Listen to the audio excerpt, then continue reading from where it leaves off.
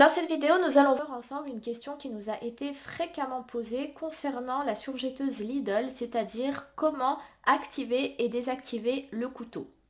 Donc comme vous le savez sans doute déjà, une surjetteuse coupe le tissu en même temps qu'elle surjette, mais vous pouvez également faire des surjets sans couper les bords de vos vêtements. Pour cela, il suffira tout simplement de désactiver un des deux couteaux. Donc celui que l'on peut activer et désactiver, c'est le couteau supérieur mobile. Le couteau supérieur mobile sur ma surjetteuse se trouve ici. Donc vous voyez ici, c'est l'espèce de barre en fer verticale avec une vis noire. Donc ça, c'est le couteau supérieur mobile de ma surjetteuse. Nous allons d'abord voir comment désactiver ce couteau. Dans un premier temps, vous devez vous assurer que votre surjetteuse soit bien mise hors tension. Ensuite, ce que je vais faire, c'est que vous voyez ici mon volant, le volant qui me sert pour abaisser et relever mes aiguilles.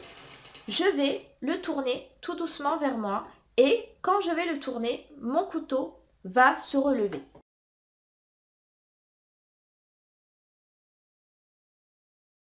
Là, mon couteau a atteint sa hauteur maximum. Une fois que c'est bon, je vais ouvrir mon capot.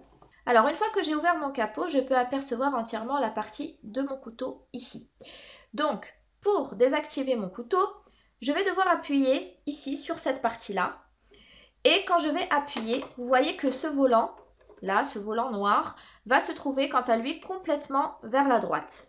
Donc, quand je fais ça, il va falloir que je tourne mon volant vers l'arrière pour relever légèrement ma barre en fer ici.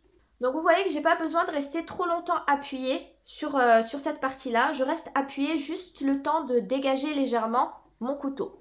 Donc une fois que c'est bon, je vais continuer de tourner. Donc je tourne vers l'arrière et vous allez voir que mon couteau va se désactiver entièrement quand je vais entendre un petit bruit, donc un petit clic. Voilà, donc là, mon couteau est positionné complètement à l'horizontale. Ça veut dire que mon couteau n'est plus du tout activé. Je vais pouvoir surjeter et les bords de mon tissu ne seront pas coupés. Maintenant, voyons comment réactiver le couteau. Alors, pour réactiver le couteau, ça va être exactement le même exercice, sauf que cette fois-ci, quand je vais appuyer, il va falloir que je tourne mon volant vers moi et non plus vers l'arrière. Donc là, je rappuie, je tourne le volant vers moi légèrement. Donc vous voyez, je n'ai pas besoin de rester appuyé trop longtemps. Une fois que mon couteau est légèrement relevé, je peux le redescendre avec une seule main, comme ceci, en tournant le volant vers moi. Donc j'abaisse mon couteau jusqu'à entendre à nouveau un petit bruit qui me dit que mon couteau est correctement activé. Voilà, donc là mon couteau est correctement réactivé. Ça veut dire que quand je vais surjeter, les bords de mon tissu seront coupés pendant ma couture.